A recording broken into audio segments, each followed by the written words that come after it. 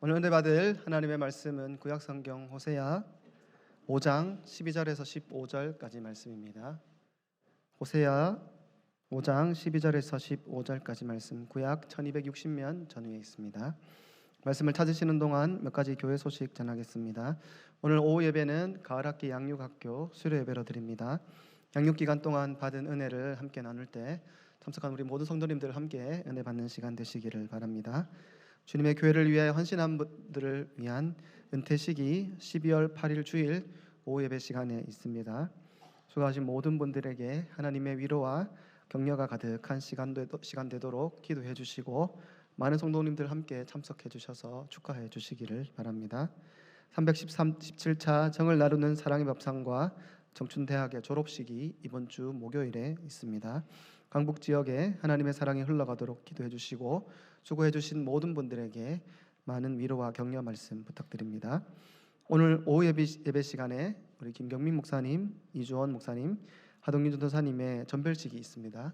교회를 위하여 수고해 주신 우리 세 분의 선교사님들, 세 분의 사역자들의 앞길을 축복해 주시고 격려해 주시기를 부탁드립니다. 나머지 광고는 주보를 참고해 주시기를 바랍니다. 하나님의 말씀 호세아 5장 12절에서 15절까지 말씀 제가 봉독하겠습니다. 그러므로 내가 에브라임에게는 좀 같으며 유다 족속에게는 썩이는 것 같도다. 에브라임이 자기의 병을 깨달았으며 유다가 자기의 상처를 깨달았고, 에브라임은 아스루로 가서 야렙 왕에게 사람을 보내었으나 그가 능히 너희를 고치지 못하겠고 너희 상처를 낫게 하지 못하리라. 내가 에브라임에게는 사자 같고 유다 족속에게는 젊은 사자 같으니 바로 내가 움켜갈지라. 내가 탈취하여 갈지라도 건져낼 자가 없으리라. 그들이 그 죄를 뉘우치고 내 얼굴을 구하기까지 내가 내 곳으로 돌아가리라. 그들이 고난받을 때에 나를 간절히 구하리라. 아멘. 이 시간 우리 김동희 목사님 나오셔서 내 얼굴을 구하기까지 라는 제목으로 말씀 전해주실 때 큰 은혜 받는 시간 되시기를 바랍니다. 우리 박수로 환영하겠습니다.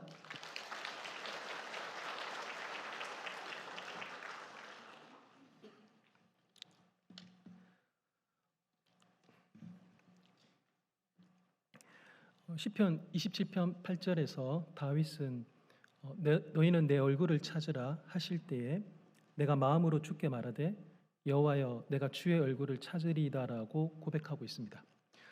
오늘 드리는 예배가 이 다윗의 고백처럼 하나님의 얼굴을 찾으시는 예배 되시기를 예수님의 이름으로 축복합니다.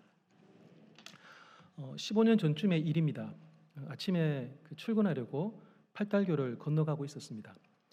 잘 아시는 것처럼 아침 출근길에 팔달교에 차가 굉장히 많아서 가다 서다 하는 구간입니다. 팔달교 중간쯤에서 앞차가 브레이크를 밟길래 저도 자연스럽게 브레이크를 밟고 멈췄습니다. 몇 초 지나고 난 다음에 쿵 하는 소리와 함께 진동이 전해졌습니다. 뒷차가 이제 제 차를 박은 거죠. 접촉 사고였습니다. 사고가 났으니 밖으로 나가서 확인을 했습니다. 뒷차 운전자분도 내리셨는데요. 뒷차 운전자분을 보니까 대학 갓 졸업한 젊은 직장인 느낌이 나는 분이셨습니다. 아니나 다를까 차 이렇게 뒤에를 보니까 초보 스티커가 크게 붙어져 있었습니다. 초보 운전자이신 이분이 이런 아침에 차들이 많은 팔달교에서 접촉 사고가 났으니 아마 좀 당황해했을 것 같습니다. 그래서 차를 내리면서 아마 이분이 이런 생각들을 하지 않았을까 제 스스로 짐작해 본 것들이 있습니다. 아침 출근길에 사고가 났으니 분명 앞차 차주가 짜증이 났을 것이다. 한참 차가 막힐 시간에 사고가 났으니 뒷차들이 빵빵거리는 소리에 초보 운전자인 내가 당황해 할 것 같으니 꽤 높은 합의금을 부를 것이다. 많이 다친 척 목을 잡고 나올 것이다. 네. 살짝 접촉 사고가 난 것 같은데 이 기회로 새 차를 뽑으려고 덤벼들 것이다. 사고 장면 사진을 마구 찍어대는 걸 보니 나를 범죄자 취급할 것이다. 등등의 예상을 했을 것 같습니다. 그런데 저는 내리면서 목을 잡지는 않았습니다. 그리고 짜증스러운 얼굴도 보이지를 않았습니다. 확인을 해보니까 뒤에 범퍼에 살짝 충돌한 그런 정도였습니다. 그래서 범퍼를 갈거나 이 기회에 새로 차를 뽑겠다라는 정도는 아니었고, 더더욱 입원할 정도는 아니었습니다. 그때 제가 운전하던 차가 연식이 한 10년 정도 되었을 때였습니다.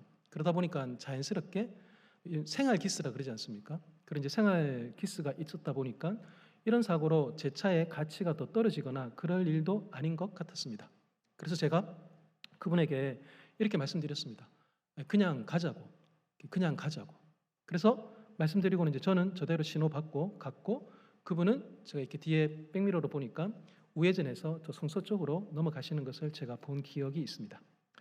그때 그냥 가자라는 제 말을 들은 분의 얼굴 표정이 지금도 생생히 기억이 납니다. 기독교인이라면 하나님을 본 것 같은 얼굴 표정이었고, 타 종교인이라면 그 종교의 누군가를 본 것 같은 얼굴이었습니다. 아마 그 사건 이후에 그 젊은 분은 한동안 지인들에게 이렇게 말하고 다녔을 것 같습니다. 니는 아침에 출근하면서 천사의 얼굴을 본 적이 있느냐? 네. 그래서 아마 제가 그분 다시 언제 뵐 줄은 알지 못하겠지만 아침에 제가 뜻하지 않게 그분에게 천사의 얼굴을 보인 적은 아닌가라는 생각을 종종 팔달교 지나면서 하고는 합니다.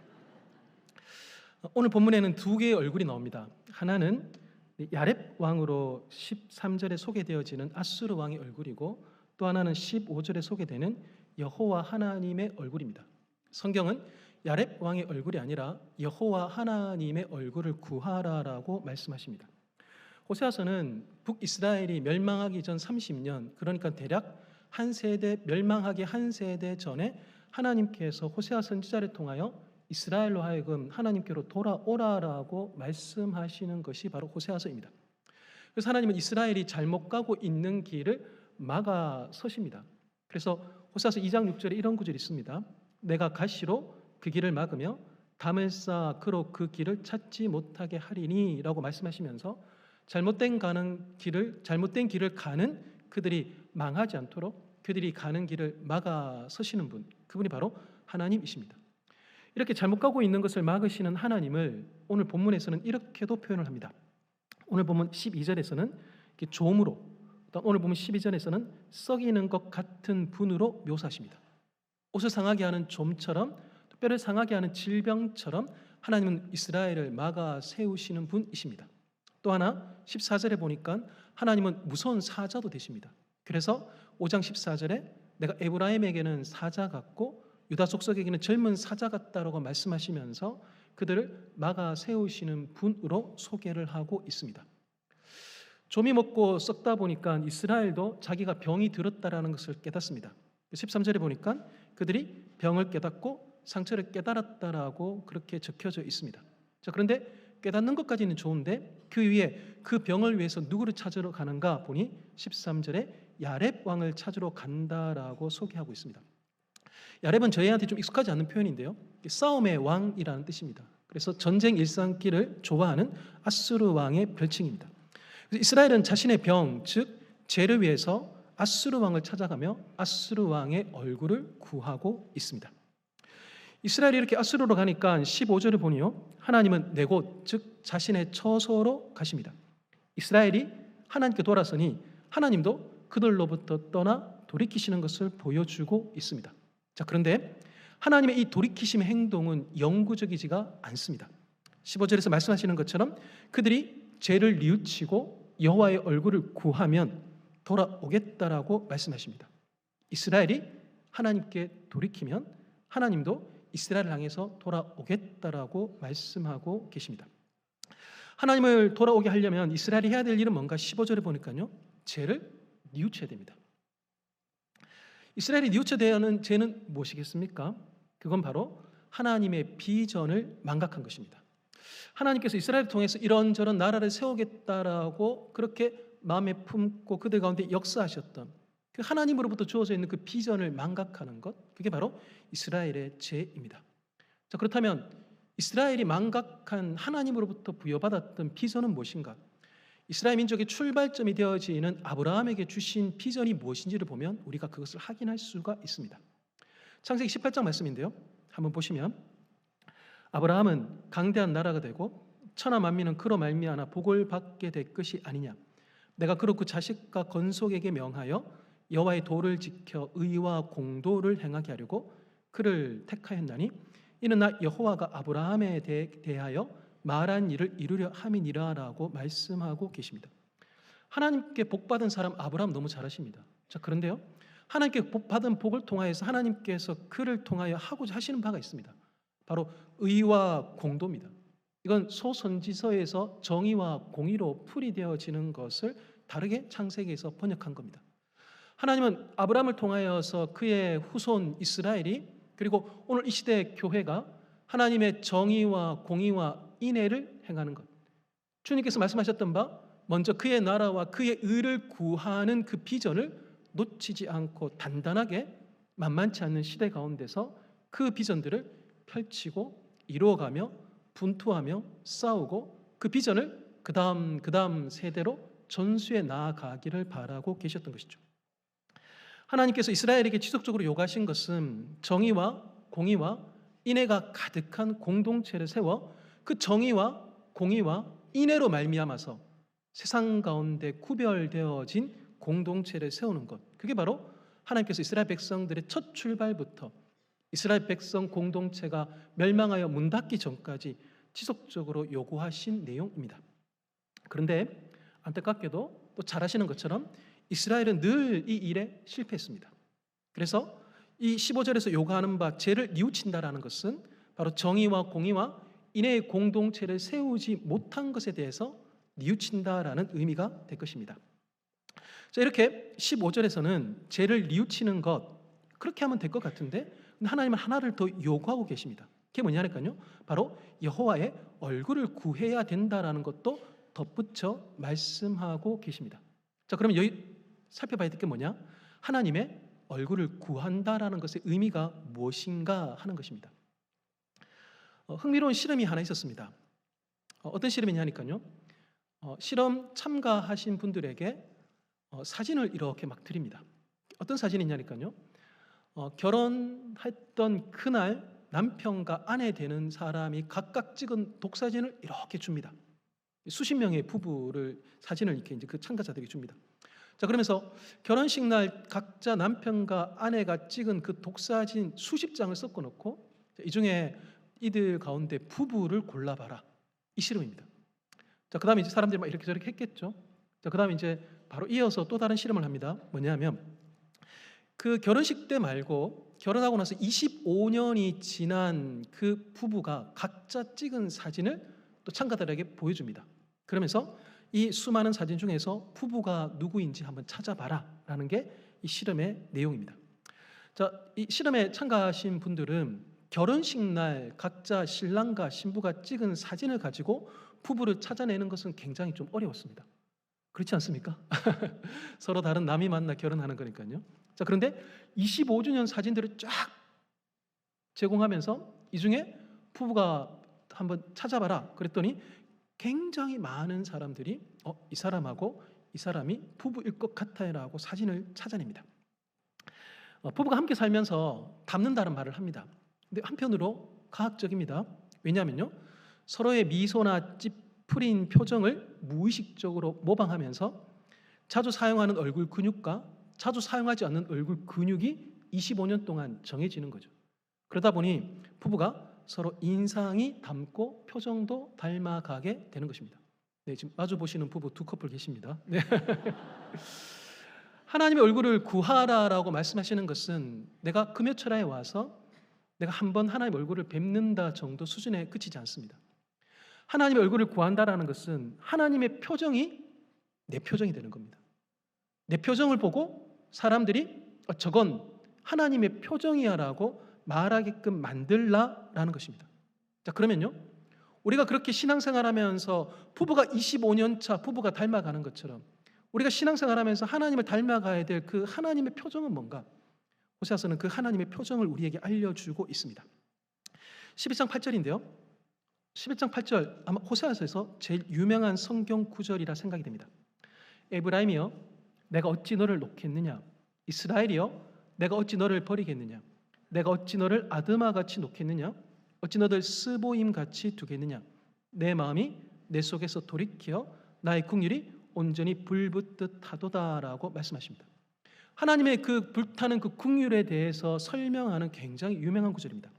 그런데요, 이 유명한 구절에 저희한테 조금 낯선 단어가 있습니다.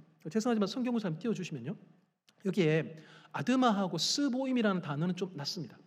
아드마하고 스보임은요, 어떤 동네냐니까요, 소돔과 고모라가 멸망할 때 같이 멸망했던 동네입니다. 근데 창세기에서 이 사건, 이 소돔과 고모라가 멸망할 때는 이 아드마하고 스보임의 지명이 등장하지 않지만 신명기의 29장 23절에서는 아드마하고 스보임에 대해서 정확하게 짚어주고 있습니다. 신명기 29장 23절에 보면요, 옛적에 여호와께서 진노와 격분으로 멸하신 소돔과 고모라와 아드마와 스보임의 무너짐과 같음을 보고라고 말씀하고 있습니다. 그러니 저희한테는 소돔과 고모라가 익숙하지만 호세아 공동체한테는 아드마하고 스보임도 익숙했던 겁니다. 그러다 보니 호세아가 메시지를 전하면서 소돔과 고모라 대신 아드마하고 스보임의 지명을 언급하는 이유가 되는 것이죠. 하나님은요, 이스라엘을 아드마와 스보임처럼 멸망시키지 않겠다라고 말씀하십니다. 대신 하나님은 그 안에 있는 긍휼 때문에 내가 돌이키겠다라고 말씀하시는 게 호세아서 11장 8절의 말씀입니다. 11장 8절에 주목해야 될 단어가 하나 있습니다. 그게 뭐냐니까요, 바로 돌이키어라는 단어입니다. 내 마음이 내 속에서 돌이키어라고 할 때 그때 돌이키어라는 단어입니다. 이 돌이킨다는 이 단어가 소돔과 고모라를 하나님께서 멸망시킬 때 이 히브리어가 쓰입니다. 창세기 19장 25절인데요. 창세기 19장 25절에 보면 이렇습니다. 그 성들과 온들과 성에 거주하는 모든 백성과 땅이 난 것을 다 엎어 멸하셨더라. 여기에 엎어 멸하셨더라라는 이 단어가, 이 우리말 풀이가 호세아서 11장 8절에 하나님께서 긍휼 때문에 스스로 돌이키셨다라고 할 때 쓰이는 히브리어가 똑같은 히브리어입니다. 자, 그러니 이 창세기 말씀을 통하여 또한 이 호세아서 말씀을 통하여 저희가 알게 되는 것은 무엇이냐면요, 그럼 하나님 도대체 어떤 분이신가? 하나님은요, 소돔과 고모라와 아드마와 스보임처럼 엎어 멸망시켜야 될 이스라엘 대신 자신을 뒤집어 엎어버리시는 분, 그분이 바로 하나님이십니다. 엎어 멸망시켜야 될 자들을 엎어 멸망시키는 것이 아니라 오히려 내 속을 뒤집어 엎어버리시는 분, 그분이 바로 하나님이십니다. 자, 그러면 하나님 왜 이런 일을 행하십니까? 속에서 타오르는 긍휼 때문입니다. 그 주님 속에 타오르는 긍휼 때문에, 그 긍휼 때문에 그분 자신 스스로를 뒤엎어 버리시는 분, 그게 바로 우리가 섬기는 하나님이십니다. 자, 그러니 하나님의 얼굴을 구한다라는 것은 무엇입니까? 하나님 닮아가는 겁니다. 자, 근데 무엇을 닮아가야 됩니까? 우리가 닮아가야 될 하나님의 모습은요, 누군가를 향한 긍휼 때문에 내 마음을 뒤엎어 버리는 것, 내 마음을 뒤엎어 버리는 것, 이걸 닮아가야 되는 것이죠.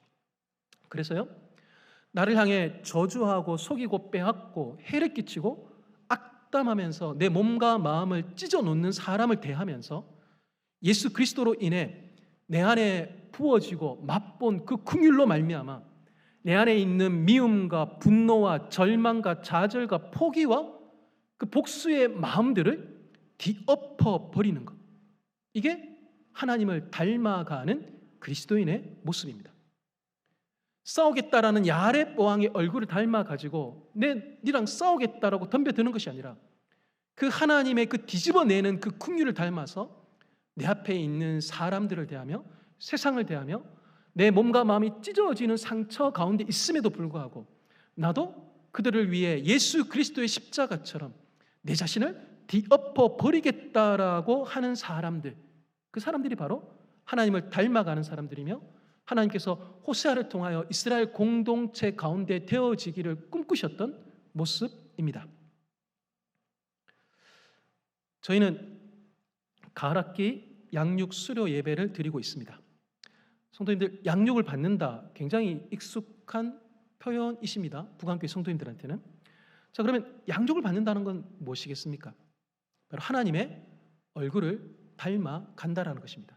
그래서 하나님의 얼굴을 구하고 하나님의 얼굴을 닮아갈므로 말미암아서 누군가를 향한 긍휼 때문에 내 속을 뒤집어 버리는 사람, 내 방향을 뒤집어 버린 사람, 내 그 복수심을 뒤집어 버린 사람, 그 긍휼 때문에, 나도 누군가를 향한 그 마음 때문에 내가 좀 찢어지더라도 내 속내를 뒤집어내며 누군가를 향한 그 사랑의 마음을 나타내 보이는 사람들이 되는 것.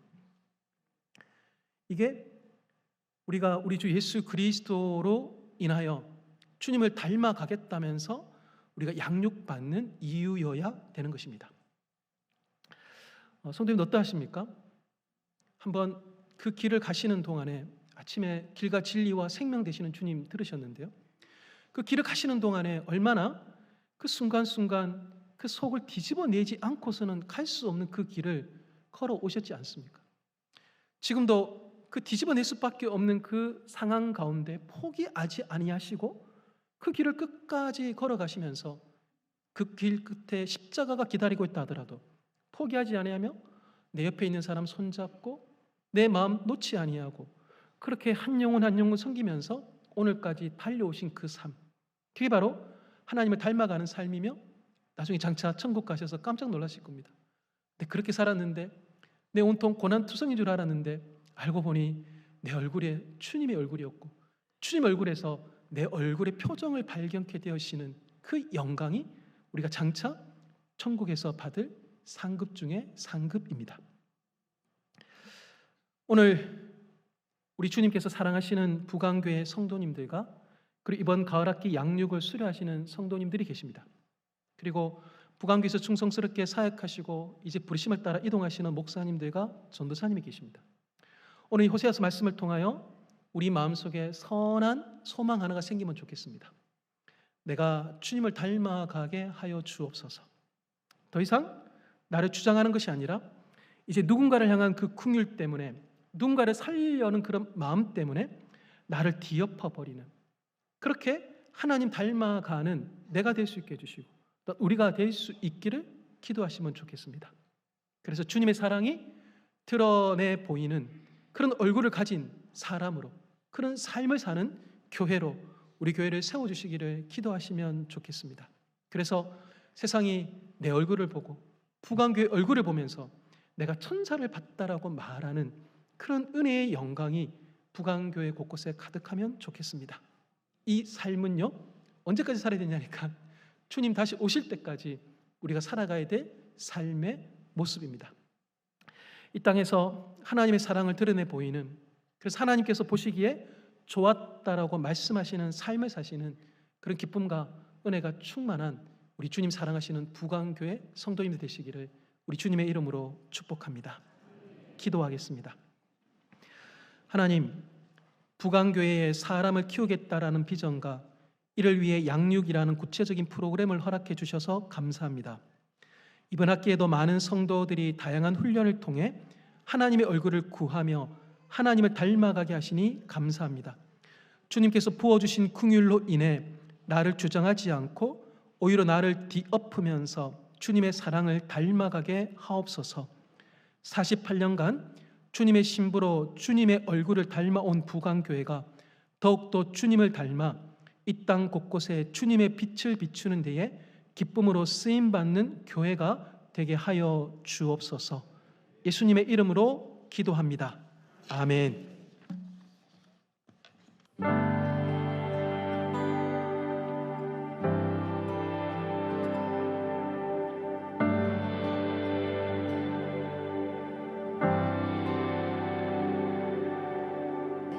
레위기 주제가 거룩과 구별인데 특별히 이번에 깨닫게 된 것은 말씀으로 영은 자라는데 음식 부분에서 우리 육체의 건강을 빼앗는 먹는 것의 절제가 필요하다는 것을 알게 되었습니다.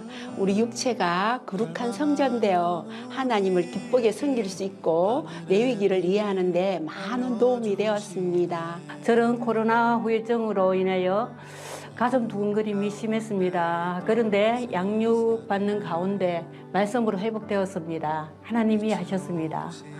좀 더 빨리 이 훈련을 받았더라면 저의 영육이 더 풍성해졌을 거라고 생각이 듭니다. 말씀 묵상의 기쁨을 맛보게 해주시고 또 묵상을 꾸준히 할 수 있도록 길을 열어주셔서 감사합니다.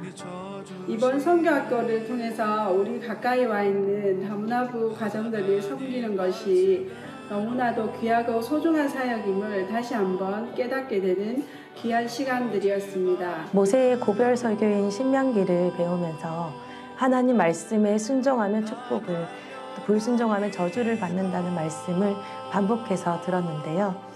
우리에게 율법을 주시는 것은 우리를 얼매려고 주신 것이 아니라 율법을 온전히 지킬 수 없는 우리에게 하나님의 은혜를 더 강구하도록 하기 위함이라는 것이 큰 위로와 감사가 되었습니다. 우리가 율법에서 생각해야 될 것이 은혜라는 것이 참 와닿았는데요. 하나님의 말씀이 이끄는 복된 삶을 더욱 소망하게 되었습니다.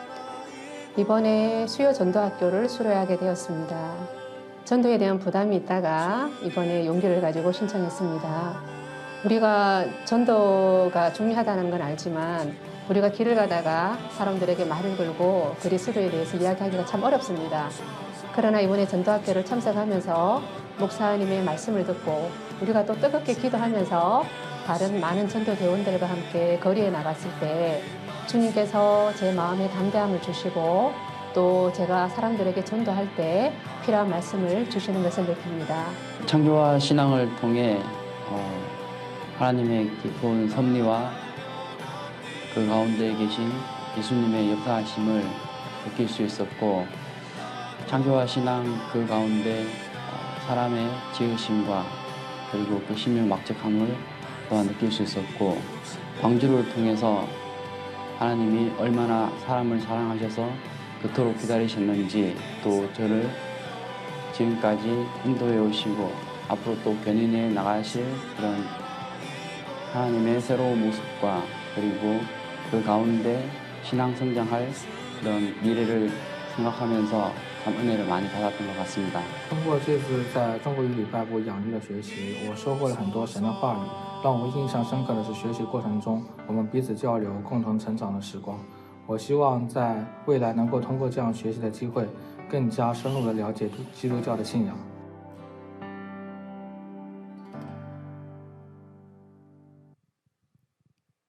안녕하세요. 저는 한 사람의 아내, 중2 쌍둥이 딸을 키우고 있는 일교구 전은경 비집사입니다. 이 시간 부족한 사람을 세우신 하나님의 뜻이 있기를 기도하며 두렵고 떨리지만 순종하는 마음으로 이번 양육을 통해 받았던 은혜와 소감을 여러분들과 함께 나누려고 합니다. 저는 이번 가을 양육에서 부모 코칭, 분노의 이해와 조절 강좌를 수강했습니다. 양육 프로그램이 소개되던 주일 두 딸은 마음을 합하여 저에게 부모 코칭, 분노의 이해와 조절 강좌를 들을 것을 강력하게 추천했습니다. 저는 내심 서운했습니다. 저의 연약한 부분들이 부강교회에서 신앙생활을 하며 예배와 양육, 공동체에서의 교제를 통해 하나님과 말씀 앞에서 다루어지고 있는 중이라고 스스로 위로하며 살아가고 있었는데, 자녀들이 느끼기에는 여전히 물음표인 저의 모습들을 느낄 때가 참 많았던 모양입니다. 사실 저는 분노라는 감정을 직면하는 것이 참 어려웠습니다. 그래서 이 분노라는 단어는 저에게 참 불편하게 다가옵니다. 분노를 직면하는 것이 어려우니 이를 처리하는 것은 더욱 어려운 일이었습니다. 그래서 분노가 생길 때면 오히려 그런 저를 정죄하였고 이 감정을 눌러 억압하거나 회피하였습니다. 그러다 보니 결국에는 분노가 터져나올 그럴 타이밍이 아닌데도 애매한 상황에서 괴상한 형태로 분노의 감정들이 표출되기도 했습니다. 분노를 직면하고 표현하며 그 감정을 해결하는 것이 저보다 더 어려운 남편의 모습이 살아가는 저에게 거울이 되었습니다. 남편이 울면 안 된다는데 눈물이 날 것 같아요. 울면 아주 오해를 산다고 했는데 남편의 모습을 통해 저의 모습을 보게 되는 경우가 많았습니다. 하지만 여전히 이 감정을 다루어 가는 것은 참 어려웠습니다. 그래서 아이들의 소아남도 있었지만 이번 기회에 분노를 이해하고 신앙 안에서 이 분노를 조절할 수 있는 방법을 찾아볼 수 있길 기대하며 수강하게 되었습니다. 쌍둥이지만 성향이 너무나 다른 두 딸. 저희 아이들은 서로의 다름에서 분노를 가장 많이 느끼는 것 같았습니다. 어떻게 저럴 수가 있지? 자신 같지 않음에 분노를 발산하는 아이들의 모습을 통해 분노와 같은 부정의 감정들이 생길 때 어떻게 상대에게 전달하고 그 감정들을 처리해야 하는지 가르칠 필요성을 느꼈습니다. 그래서 아이들은 그렇게 양육하려고 노력했지만 정작 저의 분노를 다루어 가는 것에는 참 미숙했습니다. 양육 시간을 통해 분노의 원인을 성경적 관점에서 다양하게 살펴보며 제 안에 쓴뿌리로 남아있던 남편을 향한 원망으로 표현되는 분노, 그 근원이 바로 불안에 있었음을 깨닫게 되었습니다. 오랜 기다림 끝에 많은 분들의 기도로 쌍둥이를 임신하였습니다. 그러나 이를 병행하며 저의 작은 책으로 쌍둥이를 품고 있는 것이 위험하여 일을 내려놓고 큰일 났습니다.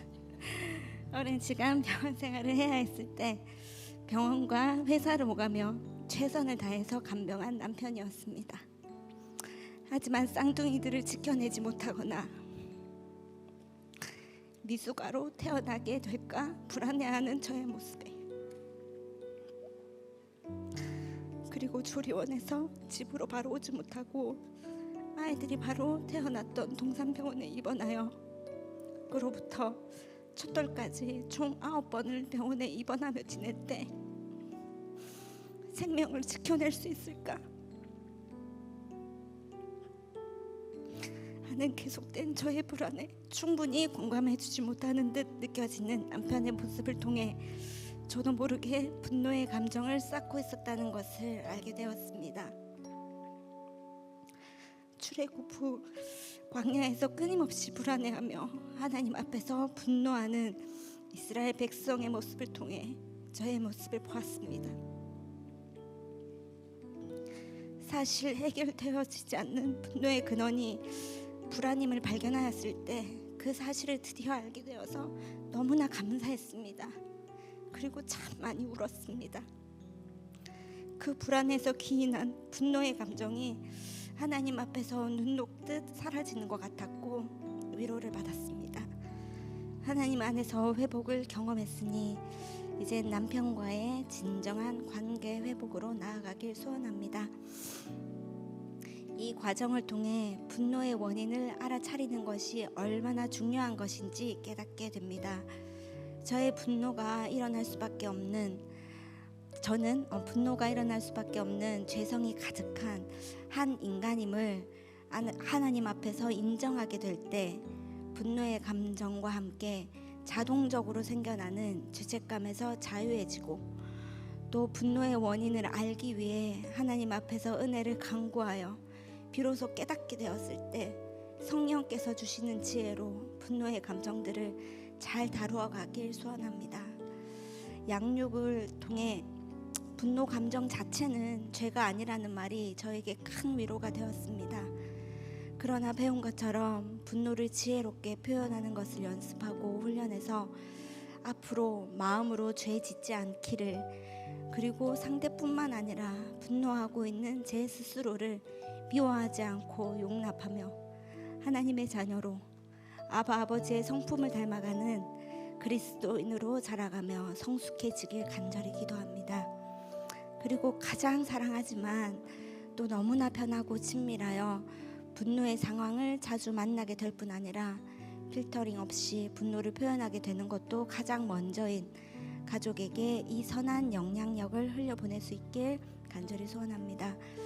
부모 코칭, 분노의 이해와 조절 양육을 위해 최선을 다해 강의를 준비해 주시고 저희들을 이끌어 가신 전도사님과 또 수강하며 함께 울고 웃었던 여러 집사님들과 권사님께 감사 인사를 전합니다. 그리고 무엇보다도 양육 과정을 통해 제 안에 쓴뿌리를 발견하고 해결되어지는 은혜를 경험할 수 있도록 인도하신 하나님께 감사와 찬양과 영광을 올려드립니다. 감사합니다.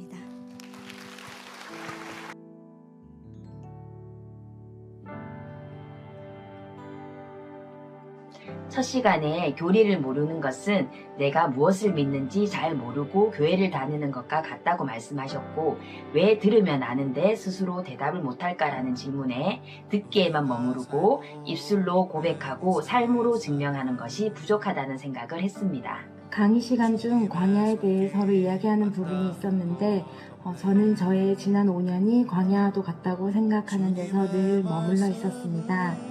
그런데 강의를 듣고 그 광야에서도 하나님이 함께 하시고 역사하신다는 것을 깨닫게 되어 이 부분이 가장 기억에 남습니다. 고린도전서 3장 2절 말씀인데요. 내가 너희를 젖으로 먹이고 법으로 아니하였노니 이는 너희가 감당하지 못하였음이거니와 지금 또 못하리라 라는 말씀인데요. 기억에 남는 이유는 제가 말씀을 읽을 때 항상 걸리는 부분이 있었는데 그 이유를 조금이나마 이해가 가게 해주는 구절이어서 그랬던 것 같습니다. 제가 야고보서 양육을 통해서 기억에 남는 한 문장이 있다면 야고보서 5장 13절 말씀입니다. 너희 중에 고난 당하는 자가 있느냐? 그는 기도할 것이요 즐거워하는 자가 있느냐? 그는 찬송할지니라. 이전에 제가 야고보서를 읽을 때는 중요하게 보지 못했는데 언제나 하나님이 하나님 되심을, 주인 되심을 기억하고 인정하는 삶을 살아야겠다고 생각했습니다. 네, 저는 이주은총에 대한 설명을 해주실 때 하나님께서 의롭다 하신 자를 반드시 거룩해 하게도 하신다는 말씀이 되게 와닿았습니다. 매일매일의 영적 전쟁 속에 넘어지고 또 쓰러지고 할 때도 있지만 그 문장이 저에게 되게 힘을 주고 다시 한번 영적 전쟁에 나아가 승리할 수 있겠다라는 그런 믿음과 확신을 가지게 해준 문장이어서 제 그 문장이 기억에 많이 남습니다. 예루살렘 회복은 하나님 나라의 회복이다. 우주를 창조하신 우리 주 하나님은 우리에게 고난도 주시지만 회복도 주십니다. 양육받은 내용을 주제로 그리고 기도, 말씀 그런 내용들로 남편과 대화의 시간을 가지게 된 것이 가장 큰 변화입니다. 양육 전에는 상황과 문제들에 억눌려서 하나님께 왜 이런 일들이 저에게 일어났나요 하며 불만을 토로하고 괴로웠던 시간들이 많았습니다. 양육을 통해 하나님께서 이 시간 상황들로 인해 원하시는 뜻을 분별할 수 있는 지혜를 주세요라고 기도가 바뀌게 되었고 평안 속에 인내할 수 있게 되었습니다. 가장 먼저 저를 위해 주님께서 죽어주셨다는 것을 알게 되었고 그것을 알게 된 뒤로 삶의 모든 것이 주님 은혜로 제가 살아왔다는 것을 알게 되었습니다. 그로 인해 제 삶 속에 언제나 주님이 되신 것을 믿고 죄를 짓지 않기 위해 노력하고 예수님의 말씀인 성경책을 읽고 있는 저의 모습이 가장 큰 변화였던 것 같습니다.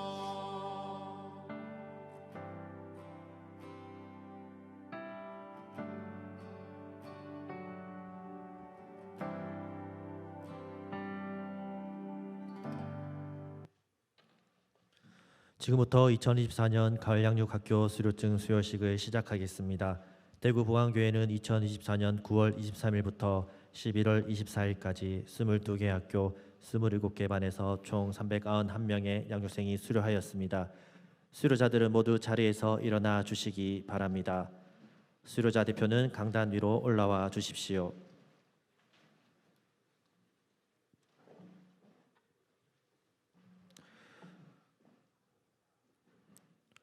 수료증 성명 최용석. 위 사람은 대구 부광교회 양육구에서 실시하는 성교학교 5주 전 과정을 수료하기에 이 수료증을 드립니다. 2024년 11월 24일 대구 부광교회 담임 목사 이성환.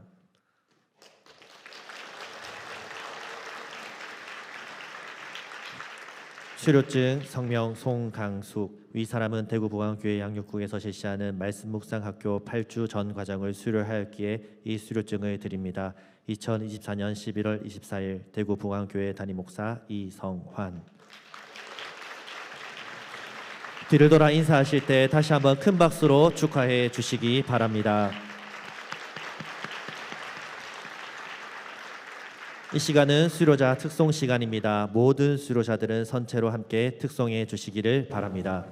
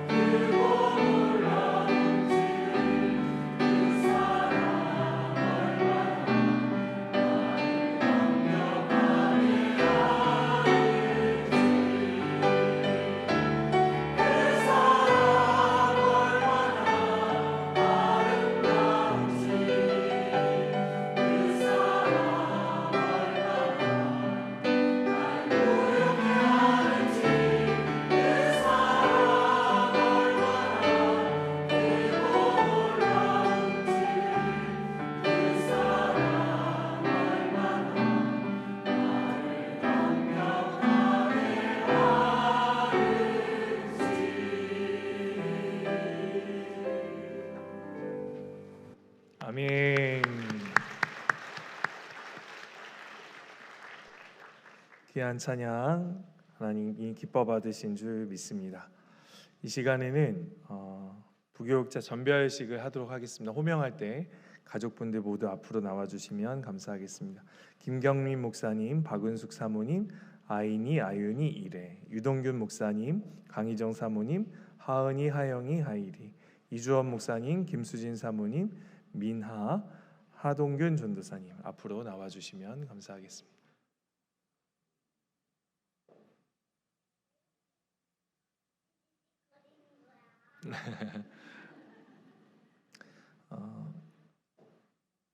제 오른쪽부터 서 계신 우리 김경림 목사님은 2020년 12월부터 2024년 11월까지 중등부 1청년부, 교육국장, 청년국장, 찬양국장, 마나임 찬양팀, 부강 어린이집 원목을 담당하셨습니다.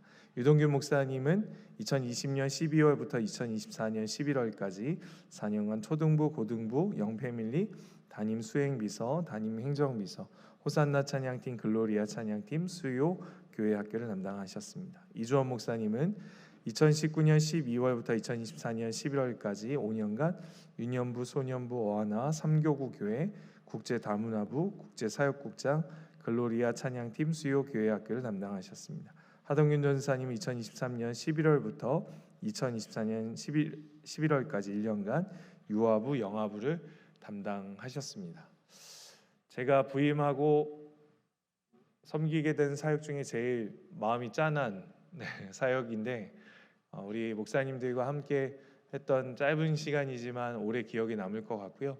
이분들 파송의 노래 우리 부르면서 축복하고 이분들 또 환송해주고 또 이렇게 즐거워하면서 우리가 기쁨으로 이 다음의 사역들이 잘 이어질 수 있도록 축하하고 전별하는 시간을 갖도록 하겠습니다. 우리 앞으로 나와주셔서 함께 축하도 해주시고 뜨거운 마음들을 나눠주시면 좋겠습니다. 너의 가는 길에 주의 평강이 있으리 건강해와 함께 가시니 너의 걸음 걸음 주 인도하시리 주의 강한 손 이끄시리 너의 가는 길에 주의 축복 있으리 영광의 주 함께 가시니 내가 만든 모든 땅 주님 다스리리 너는 주의 길 예비케 되니 주님 나라 위하여 길 떠나는 나의 형제여 주께서 가라시니 너는 가라 주의 이름으로 거칠은 광야 위에 꽃은 피어나고 세상은 내 안에서 주님의 영광 보리라 안하고 감사하라 세상에 계신 주 늘 함께 너와 동행하시며 처음부터 한 번만 더 찬양하겠습니다. 자 이제 빠른 순서로 진행하겠습니다. 길에 주의 평강이 있으리 건강해와 함께 가시니 너의 걸음 걸음 주 인도하시니 주의 강한 손 너리 끄시니 너의 가는 길에 주의 축복 있으리 영광의 주 함께 가시니 내가 만든 모든 땅 주님 다스리리 너는 주의 길 예비케 되니 주님 나라 위하여 주님 나라 위하여 길 떠나는 나의 형제여 주께서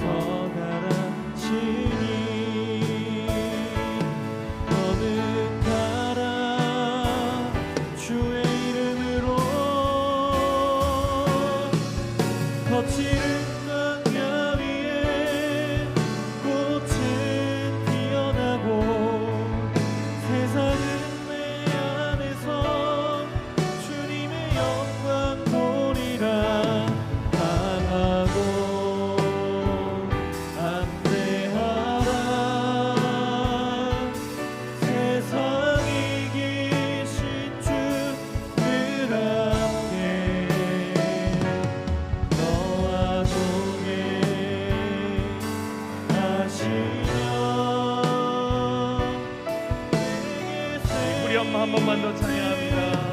주님 나라 위하여, 주님 나라 위하여 길 떠나는 나의 형제여, 주께서 나라시니 너는 하나 주의 이름으로 거칠은 광야 위에 꽃은 피어나고 세상은 내 안에서 주님의 영광 보리라. 강하고 담대하라. 세상 이기신 주들 함께 너와 동행하시며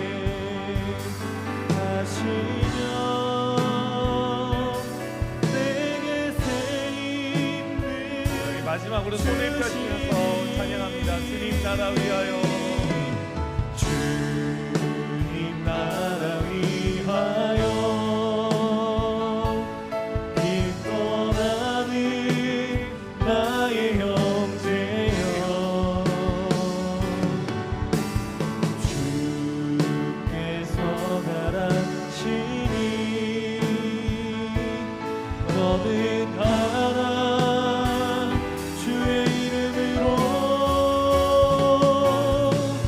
거칠은 광야 위에 꽃은 피어나고 세상은 내 안에서 주님의 영광 보리라. 강하고 담대하라. 세상 이기신 주들 함께 너와 동행하시며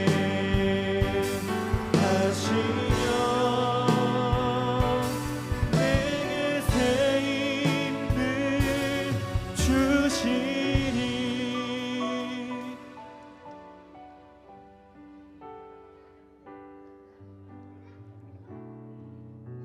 우리 김경림 목사님, 유동균 목사님, 또 이주원 목사님, 하동균 전사님이 4년, 5년, 4년 이렇게 1년 사역하시면서 우리 성도님들과 뜨거운 사랑, 그리스도의 사랑을 나눈 줄 믿습니다. 우리 부강교회 사역자는 아니지만 계속 기도해 주실 거죠? 우리 사역자로 삶을 산다는 것은 주님 믿고 걸어가는 이 길이기 때문에 우리 성도님들의 기도가 많이 필요합니다. 그래서 우리 네 분의 목사님 또 사모님, 우리 사랑하는 자녀들이 믿음의 길 끝까지 잘 걸어갈 수 있도록 기도해 주시면 좋겠습니다.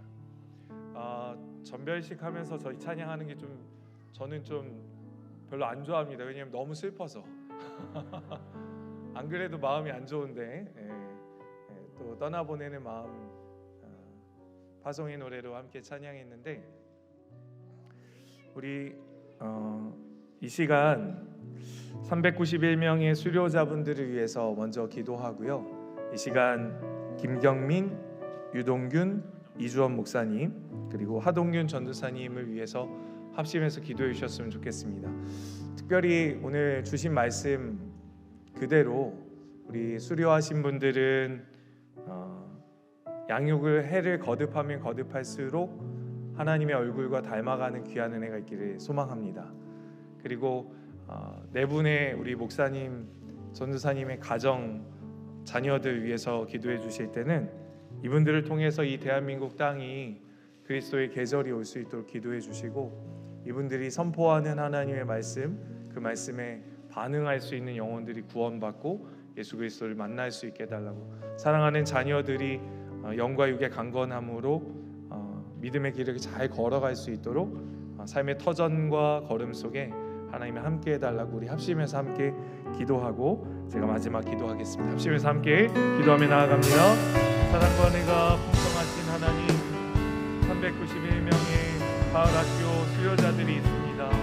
하나님, 이 수료자들이 하나님 말씀 앞에 섰고 치열한 영적인 전쟁을 통하여 하나님 성장하고 성숙고자 하나님 많은 시간을 하나님 앞에 씨름하였습니다. 하나님 성장하고 성숙한 하나님의 얼굴 닮은 사람들, 하나님과 얼굴이 맞대어서 그 얼굴을 향해 나아가는 귀한 은혜가 있게 하여 주시옵소서. 삶의 변화가 일어나게 하시고 성령 하나님이 우리를 인도하시는 그 걸음을 잘 걸어갈 수 있도록 주여 인도하여 주시옵소서. 특별히 이 시간 기도합니다. 우리 김경민 목사님, 유동균 목사님, 이주원 목사님, 사랑하는 사모님들과 자녀들, 아이들을 책임져 주시고 그의 걸음과 하나님의 인생 속에 특별히 사역지 가운데 기름 부어 주시옵소서. 우리 하동균 전사님 이루었을 것을 세우시고 그의 걸음 속에 사역 속에 하나님 기름 부어 주셔서 우리 목사님 전사님이 하나님이 선포하는 하나님 말씀마다 하나님 반응하는 놀라운 영혼들이 일어나게 하시고 죽어있는 영혼들이 살아나게 하시고 하나님 이 땅에 이 대한민국의 한국교회를 일으켜 나갈 수 있는 귀한 도구들로 하나님 사용해 주시옵소서. 필요하실 것을 공급해 주시고 하나님 우리 사모님들과 자녀들이 삶의 터전들을 잘 준비하고 마련하여 하나님 사역에 힘을 다할 수 있도록 주께서 건강과 하나님 그의 걸음을 책임져 주시옵소서. 주의 그 걸음 속에 임마누엘이 하나님이 함께 하시고 그 예수의 길 속에 하나님 느껴지는 진리와 생명이 경험될 수 있도록 하나님 은혜 더해 주시옵소서. 사랑의 하나님 감사합니다. 곡식이 무르익어가는 가을의 시간, 우리 영혼의 성숙함을 위해서 하나님 멈춰져 있지 않고 양육받고 훈련받을 수 있도록 인도해 주셔서 감사합니다.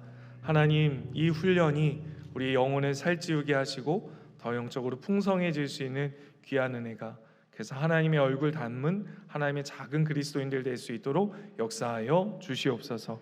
특별히 그동안 5년 이상, 4년 이상 하나님 수고하셨던 또 우리 목사님, 특별히 김경민 목사님, 유동균 목사님, 이주원 목사님의 가정과 자녀들, 하동균 전사님과 함께 해주셔서 그의 걸음 속에 하나님의 은혜가, 또 그의 사역 속에 하나님의 기름 부으심이 넘쳐날 수 있도록 역사하여 주시옵소서.